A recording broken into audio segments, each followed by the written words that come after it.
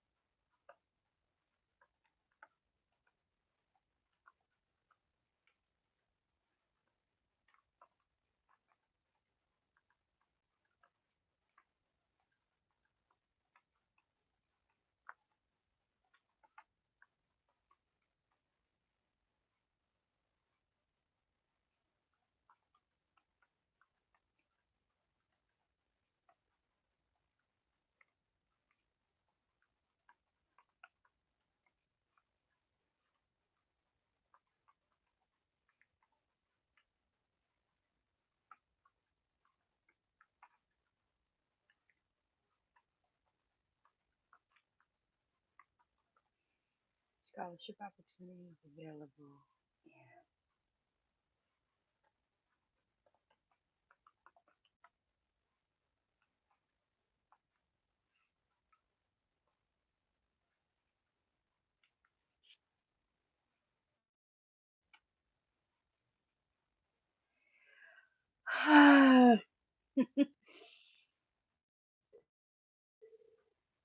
Let's start there. Oh, right. It looks like I am live. Thank you so much for joining me. This is going to be fabulous and wonderful. So let me share this out to my group.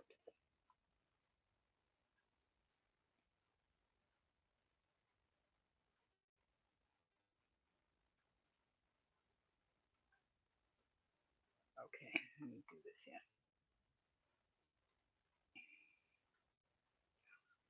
Oh, Leave It to Beaver. God died. Oh, wow. The brother in Leave It to Beaver passed away.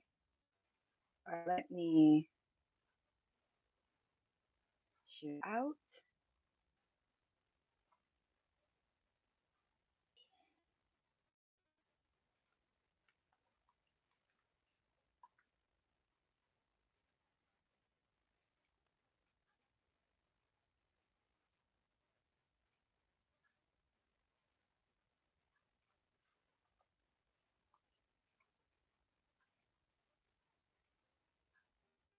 All right.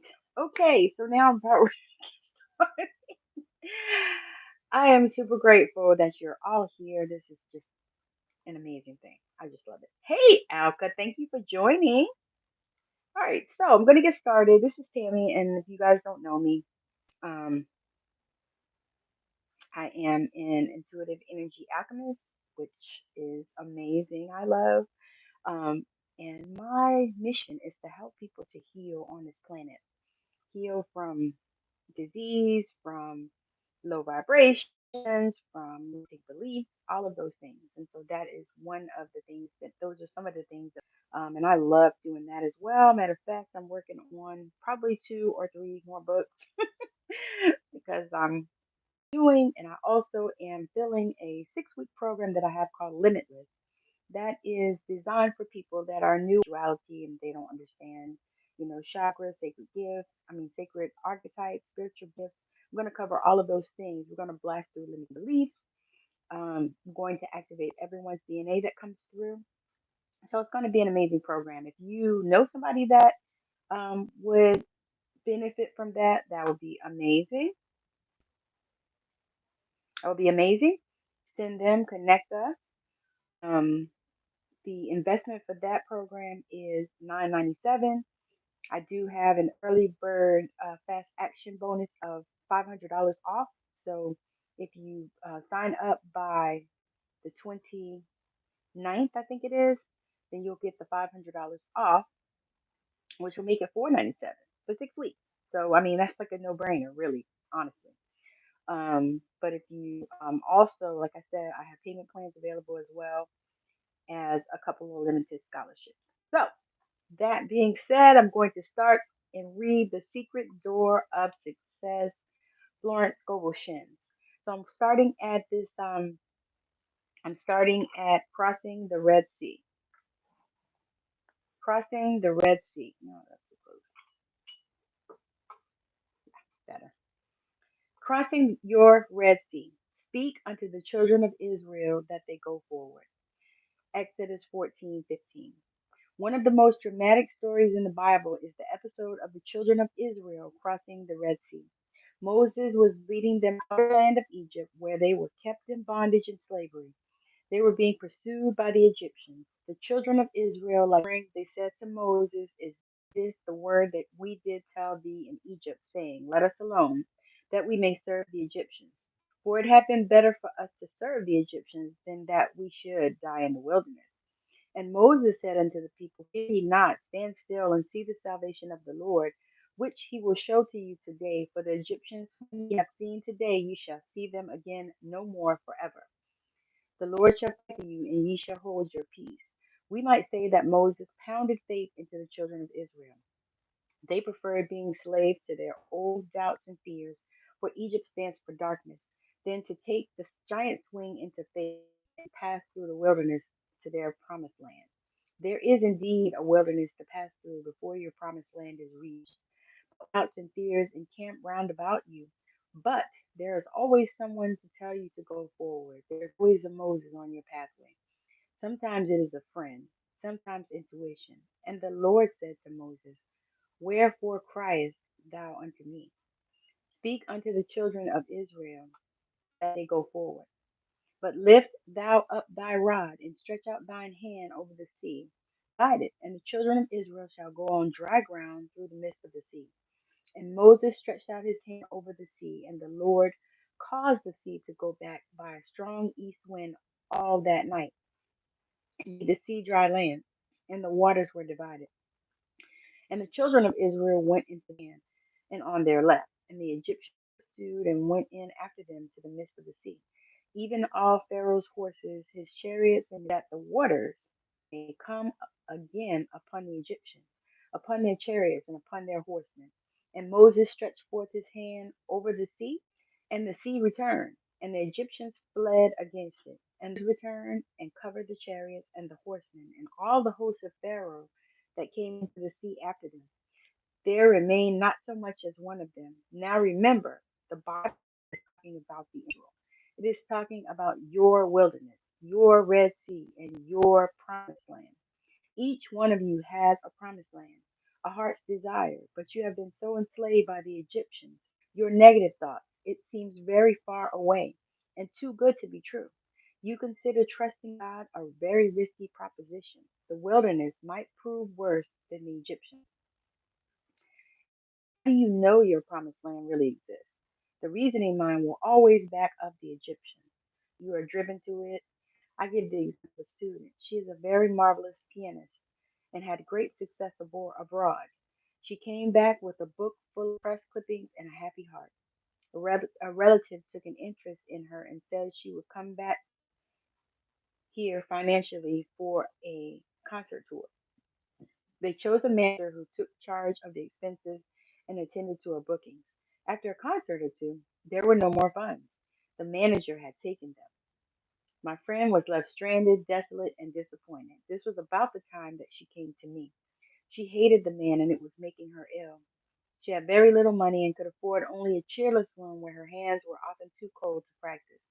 She was indeed in bondage to the Egyptians hate, resentment, lack, and limitation. Someone brought her to one of my meetings and she spoke to me and told her story. I said, in the first place, you must stop hating that man. When you are able to forgive him, your success will come back to you and you are taking your initiation in forgiveness. It seemed a pretty big order, but she tried and came regularly to all my meetings. In the meantime, the relative had started a suit to recover the money. Time went on and it never came to court. My friend had a call to go to California. She was no longer disturbed by the situation and had forgiven the man. Suddenly, after about 4 years, she was notified that the case had come to court. She called me upon her arrival in New York and asked me to speak the word for rightness and justice. They went in at the time appointed,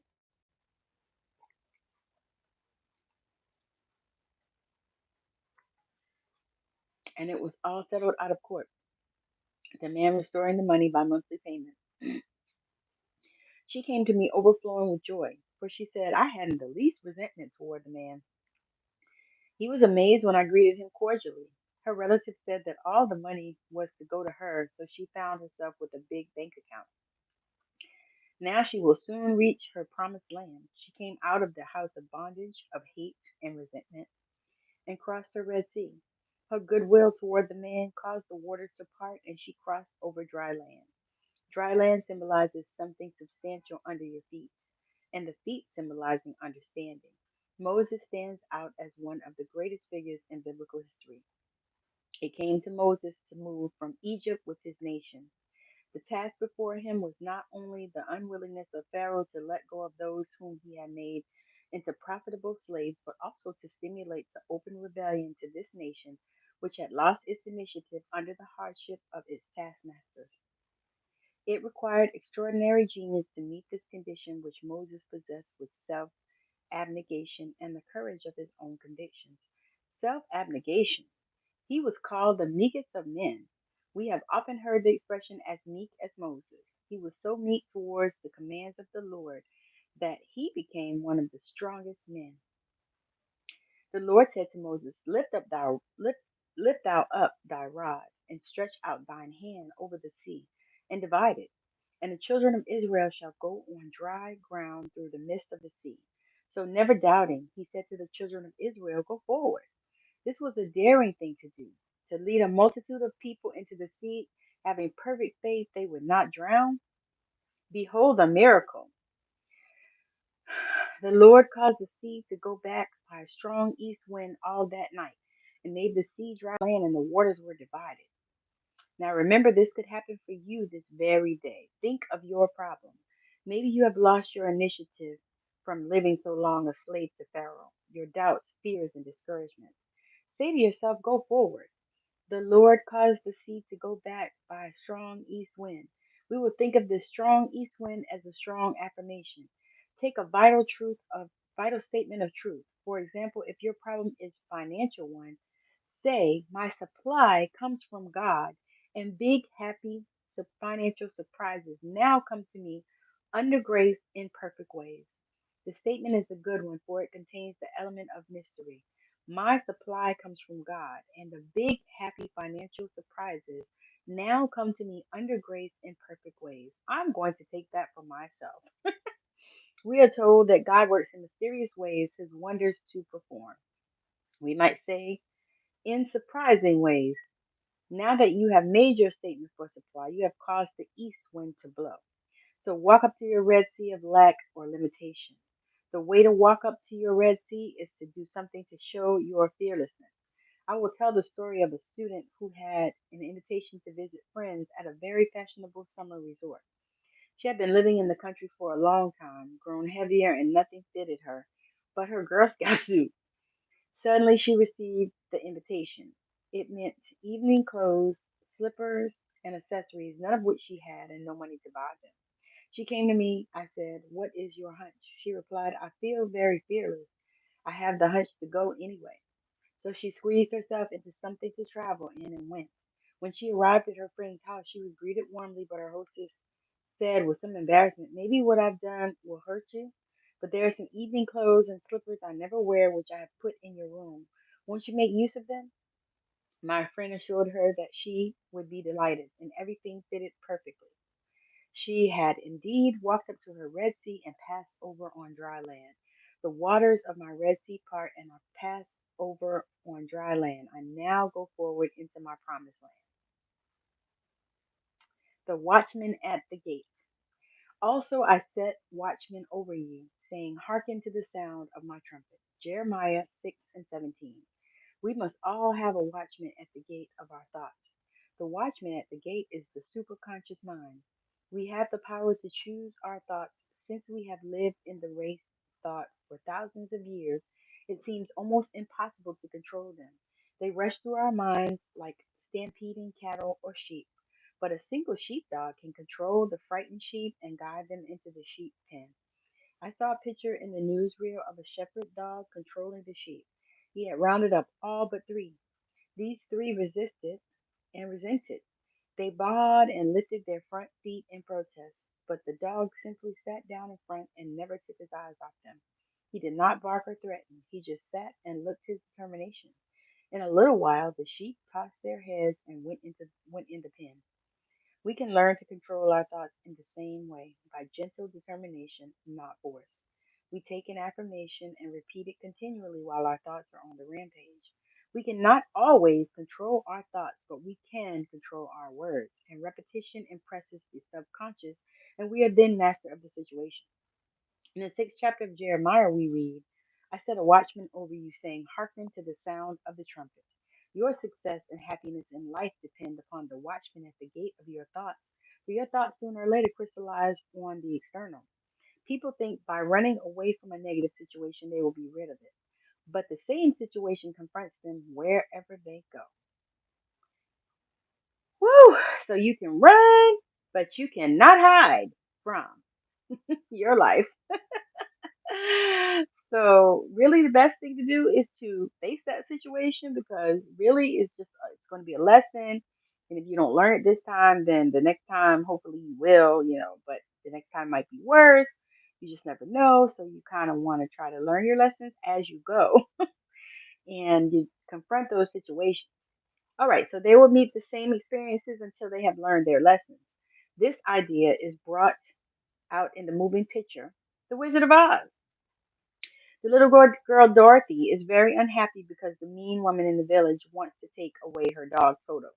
She goes in despair to confide in her Aunt Em and Uncle Henry, but they are too busy to listen and tell her to run along. She says to Toto, There is somewhere a wonderful place high above the skies where everybody is happy and no one is mean. How she would love to be there. A Kansas cyclone suddenly comes along and she and Toto are lifted up high in the sky and land in the country of Oz. Everything seems very delightful at first, but soon she has the same old experience. The mean old woman of the village has turned into a terrible witch and is still trying to get Toto from her. How she wishes she were back in Kansas. She is told to find the Wizard of Oz. He is all powerful and will grant her request. She starts off to find his palace in the Emerald City. On the way, she meets a scarecrow. He is so unhappy because he hasn't a brain. She meets a man of 10 who is so unhappy because he hasn't a heart. She meets a lion who is so unhappy because he has no courage. She cheers him up by saying, We'll all go to the Wizard of Oz and he'll give us what we want. The scarecrow a brain, the tin man a heart, the lion courage. They encounter terrible experiences, for the bad witch is determined to capture Dorothy and take away Toto and the ruby slippers which protect her. At last they reach the Emerald Palace of the Wizard of Oz. They ask for an audience, but are told no one has ever seen the Wizard of Oz, who lives mysteriously in the palace. But through the influence of the Good Witch of the North, they enter the palace. There, they discover that the wizard is just a fake magician from Dorothy's hometown in Kansas. Oh, that tickles me. Y'all, I'm drinking my smoothie, but that tickles me because here she is trying to get away from Kansas and whatever was going on there, and just to go to this place and find somebody, a fake magician from Kansas. And I'm laughing because that happens to us here on the regular. We are fighting to get away from this and we don't want to deal with that. And so this is not good. We don't like this particular job. It happens a lot with jobs. This we're going through all this with this job and all kinds of things are going on, and we want to get away from it because it's horrible and it's awful and the management sucks and it's a a hostile work environment, and, all kinds of things. But then what happens a lot of times is we move from that particular place and we go to another place and we find the same thing.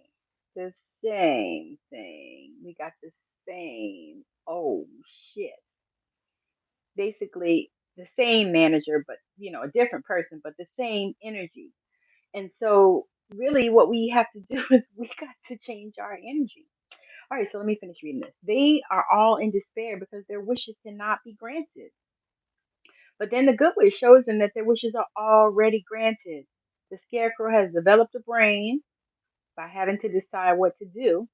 In his experiences, he has encountered the Tin Man finds he has a heart because he loves Dorothy. And the lion has become courageous because he had to show courage in his many adventures. So many times, what we are looking for is already inside of us. Not even many times, all the time. What we are looking for is already inside of us. If we are looking to be delivered from anything, if we are looking to be delivered from illness, if we're looking to be delivered from faithlessness, if we're looking to be delivered from uh, no courage, courageless, if we're looking to be delivered from all those things, they're inside of us. It's inside, not outside. Many times we are looking for things on the outside of us that are located right here on the inside. They're right here.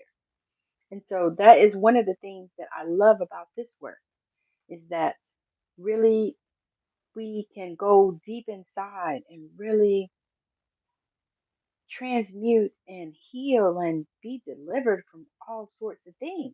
But we got to go inside. It's not outside. It's not outside. So the good witch from the north says to Dorothy, "What have you learned from your experiences?" And Dorothy replies, "I've learned that my heart's desire is in my own home and in my own front yard." So the good witch waves her wand, and Dorothy is at home again. She wakes up and finds that the scarecrow, the tin man, and the lion are the men who work on her uncle's farm. They are so glad to have her back. This story teaches that if you run away from your problems, your problems will run after you. So that's exactly what that's about. And I absolutely love this. Be undisturbed by a situation, it will fall away of its own weight. There is an occult law of indifference. None of these things move me. None of these things disturb me, we might say in modern language.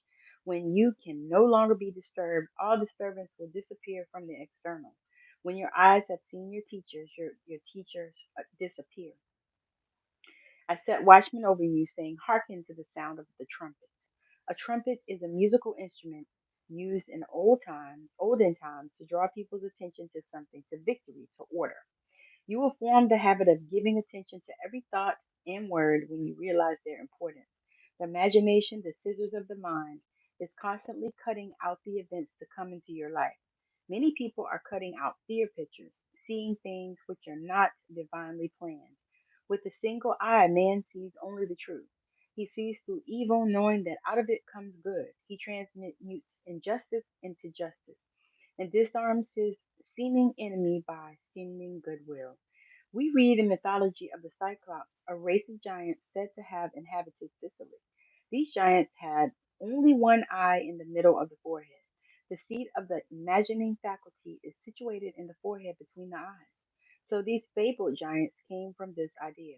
You are indeed a giant when you have a single eye. Then every thought will be constructive thought, and every word a word of power. Let the third eye be the watchman at the gate. If therefore thine eye be single, thy whole body is full of light. With a single eye, your body will be transformed into your spiritual body, the body electric, made in God's likeness and image. Imagination. By seeing clearly the perfect plan, we could redeem the world with our inner eye, seeing a world of peace and plenty and goodwill. Judge not by appearances, judge righteous judgment. Nation shall not lift up sword against nation, neither shall they learn war any more. The occult law of indifference means that you are undisturbed by adverse appearances. You hold steadily to the constructive thought which wins out. Spiritual law transcends the law of karma. This is the attitude of mind which must be held by the healer or practitioner towards his patient. Indifferent to appearances of lack, loss, or sickness, he brings about the change in mind, body, and affairs. Let me quote from the 31st chapter of Jeremiah. The keynote is one of rejoicing.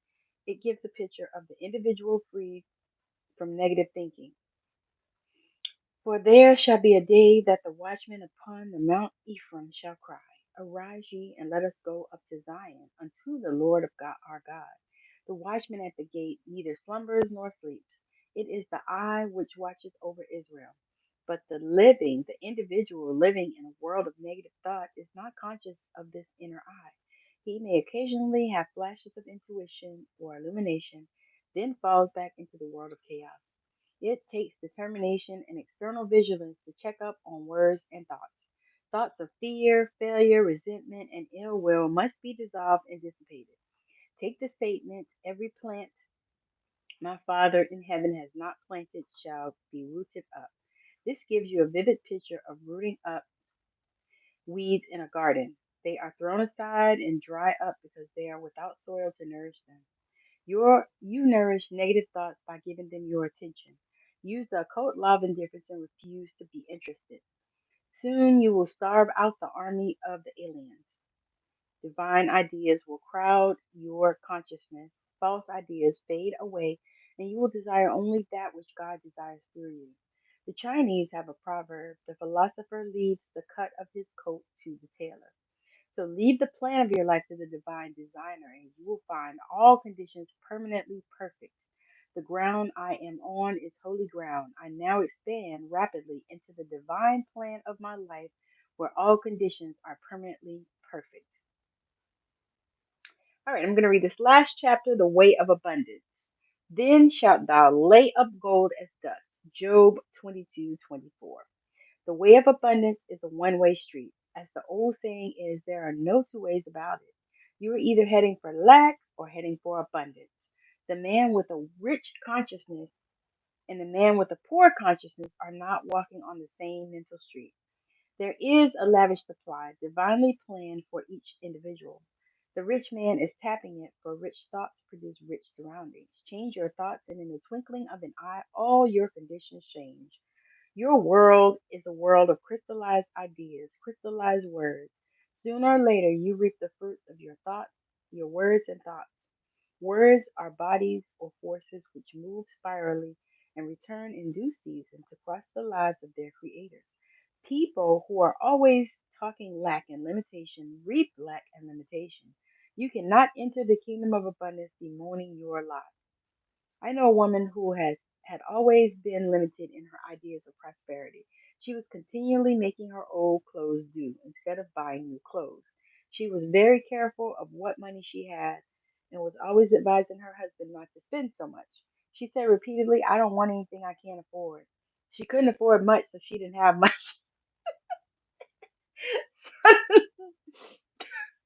Suddenly, her whole world cracked up. Her husband left, weary of her nagging and limited thoughts. She was in despair when one day she came across a book on metaphysics. It explained the power of thoughts and words. She realized that she had invited every unhappy experience by wrong thinking. She laughed heartily at her mistakes and decided to profit by them. She determined to prove the law of abundance. She used what money she had fearlessly to show her faith in her invisible supply. She relied upon God as the source of her prosperity. She no longer voiced lack and limitation. She kept herself feeling and looking prosperous. Her old friends scarcely recognized her. She had swung into the way of abundance. More money came to her than she had ever had before. Unheard of doors opened, amazing channels were freed. She became very successful in a work she had had no training for. She found herself on miracle ground. What had happened? She had changed the quality of her words and thoughts. She had taken God into her confidence and into all her affairs. She had many 11th-hour demonstrations, but her supply always came, for she dug her ditches and gave thanks without wavering. Someone called me up recently and said, I'm looking desperately for a position. I replied, don't look desperately for it. Look for it with praise and thanksgiving. For Jesus Christ, the greatest of metaphysicians, said to pray with praise and thanksgiving. Praise and thanksgiving open the gates for expectancy always wins. Of course, the law is impersonal, and a dishonest person with rich thoughts will attract riches, but a thing ill got has ever bad success, as Shakespeare says. It will be of short duration and will not bring happiness. We have only to read the paper to see that the way of the transgressor is hard. That is the reason it is so necessary to make your demands a right on the universal supply and ask for what is yours by divine right and under grace in a perfect way. Some people attract prosperity but cannot hold it. Sometimes their heads are turned. Sometimes they lose it through fear and worry. A friend in one of my question and answer classes told this story. Some people in his hometown who had always been poor suddenly struck oil in their backyard. It brought great riches. The father joined the country club and went in for golf. He was no longer young. The exercise was too much for him and he dropped dead on the links. This filled the whole family with fear. They all decided they might have heart trouble, so they are now in bed with trained nurses watching every heartbeat. In the race now, people must worry about something. They no longer worried about money, so they shifted their worries to health. The old idea was that you can't have everything. If you got one thing, you'd lose another. People were always saying, your luck won't last. It's too good to be true. Jesus Christ said, in the world thought, there is tribulation, but be of good cheer. I have overcome the world thought. In the superconscious or Christ within, there is a lavish supply for every demand, and your good is perfect and permanent. If thou return to the Almighty, thou shalt be built up in consciousness. Thou shalt put away iniquity far from thy tabernacles. Then shalt thou lay up gold as dust, the gold of Ophir as the stones of the brook. Yea, the Almighty shall be thy defense, and thou shalt have plenty of silver. What a picture of opulence, the result of returning to the Almighty in consciousness. With the average person who has thought in terms of lack for a long time, it is very difficult to build up a rich consciousness. I have a student who has attracted great success by making the statement, I am the daughter of the king. My rich father now pours out his abundance upon me. I am the daughter of the king. Everything makes way for me. Thank you, thank you, thank you. Thank you for this position. Many people put up with limited conditions because they are too lazy mentally to think themselves out of them. You must have a great desire for financial freedom. You must feel yourself rich. You must see yourself rich. You must continually prepare for riches. Become as a little child and make believe you are rich. You are then impressing the subconscious with expectancy. The imagination is man's workshop, the scissors of the mind, where he is constantly cutting out the events of his life. The superconscious is the realm of inspiration, revelation, illumination, and an intuition. Intuition is usually known as a hunch. I do not apologize for the word hunch anymore. It is now in Webster's latest dictionary. I had a hunch to look up hunch, and there it was. The superconscious is the realm of perfect ideas. The great genius captures his thoughts from the superconscious. Without the vision, imagination, my people perish. When people have lost the power to image their good, they perish or go under. It is interesting to compare the translation of the French and English Bibles. In the 21st verse of the 22nd chapter of Job, we read, Acquaint now thyself with him and be at peace. Thereby good shall come unto thee. In the French Bible we read, Attach thyself to God, and you will have peace. Thou shalt thus enjoy happiness. The 23rd verse, If thou return to the Almighty, thou shalt be built up. Thou shalt put away iniquity far from thy tabernacles. In the French translation we read, Thou shalt be reestablished if thou returnest to the Almighty, putting iniquity far off from your dwellings. In the 24th verse, we read a new and amazing translation. The English Bible reads, Then shalt thou lay up gold as dust, and the gold of Ophir as the stones of the brook. The French Bible says, Throw gold into the dust, the gold of Ophir amongst the pebbles of the torrents, and the Almighty shall be thy gold, thy silver, thy riches. This means if people are depending entirely on their visible supply, it is even better to throw it away and trust absolutely to the Almighty for gold, silver, and riches. I give an example in the story told me by a friend. A priest went to visit a nunnery in France where they fed many children. One of the nuns, in despair, told the priest they had no food, the children must go hungry. She said that they had but one piece of silver about the value of a quarter of a dollar. They needed food and clothing. The priest said, "Give me the coin."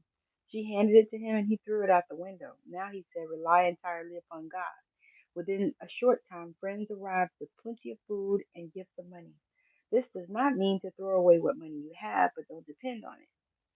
Depend upon your invisible supply, the bank of the imagination.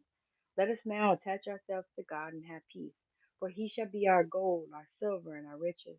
The inspiration of the Almighty shall be my defense, and I shall have plenty of silver. So I will return tomorrow with starting on I shall never want. The Lord is my shepherd, I shall not want. Psalms 23 and 1. So I absolutely enjoyed this reading. It's been amazing. Hey, Keisha, thank you for joining. It's been amazing. I will come back again on tomorrow and read some more. We should be, no, I don't think we'll finish tomorrow because it's still, I think it's about 40 more pages. But tomorrow I'll come back in and read some more because this is always fire. I just love it. This is the first time that I have read this book. I don't even think I've listened to this book. I've listened to The Game of Life and How to Play It many times. Matter of fact, that's my go-to book. I listen to almost every day a part of it. But this one is amazing, and I've learned so much and enjoyed it as well. And I hope that you have enjoyed the reading of it as well. So again, I'll be back on tomorrow to read some more. I'm not sure if it's going to be. It's probably going to be late because I have to work tonight. But yeah, so it'll be probably in the evening, because I need to sleep. But anyway, thank you for joining me. I have always enjoyed. It's always a pleasure to come on here and share. And so this was like an amazing share for me. And so I also have to say that if you are looking to join me in my 6 week program, Limitless, and it is for people that are new on their spiritual journey or you're on it and coming from religion to spirituality, especially if you come from like deep religion, where you are indoctrinated to spirituality and you don't understand, chakras and spiritual gifts, archetypes, any of those things. I pull them all together for you in Limitless. And it's a 6 week program. You'll also get your DNA activated as part of this program. And you also will get a report for your activation that's like, I don't know, 10 or 12 pages. And so I also will do a one-to-one session with you covering your report. So that's another thing. Just because I found that report is really huge and it can be intimidating. And so I don't want, that to be the case for you. So that is one of the things that I thought about. And I was like, let me put that in the program just because I'm providing that service for you as well inside of this program, which makes it a huge, huge discount. So, in this program, it is 6 weeks. We'll have 6 calls. Well, it'll be 7 calls, but 6 calls together, and then each person will get a one-to-one call with me, so we can cover that activation report. And but it's going to be amazing. I'm so excited about it. I cannot wait for it to start, y'all, because it's going to be so good. Because I have so many things to talk about, and so if you haven't checked out the masterclass, the 3-day masterclass, make sure you check that out. They're all located probably somewhere on this page. I do have a group that people are in that were joining the masterclass at the time. If you would like to join that group, just reach out to me and I can send you the link for that. And this way you can go see where they are, all easy to find. But it's Discovering Your Masterclass, and I've got day 1, 2, and 3. So if those things interest you, you can go and watch those because I provide a lot of value in those classes. So again, thank you so much for hanging out with me. And also, if you want to just do like a one-to-one session with me, I have those available. I also do private readings, which is angel affirmations angel intuitive with affirmations. And you get your affirmations will be recorded and sent to you. It's your reading and your affirmations, but your affirmations will be recorded and sent to you because that's something that I think it's helpful, because I try to put mine on the recording and so I can just record, press play and just, it'll just be on loop or I can just play it over and over and over, but Suffice it to say, these are personal affirmations according to your reading that you will get. So that is another thing that I provide. And I also have a new membership coming up. I cannot wait for that. That's going to be so much fire. I have a founding member price of only $33 a month. So as soon as I get that ready to put out, I'm so excited about it. I'm so excited and so grateful. And so, and I know that, that's going to be something that is really going to be helpful, to people. Um, so I'm super excited about all of those things, and but those are ways that you can work with me as well. So again, thank you for hanging out with me, and I'll be back on tomorrow to read the next. Let me see, where are we starting? Let me make sure. I shall never want. I need to put that in the comments. I shall never want.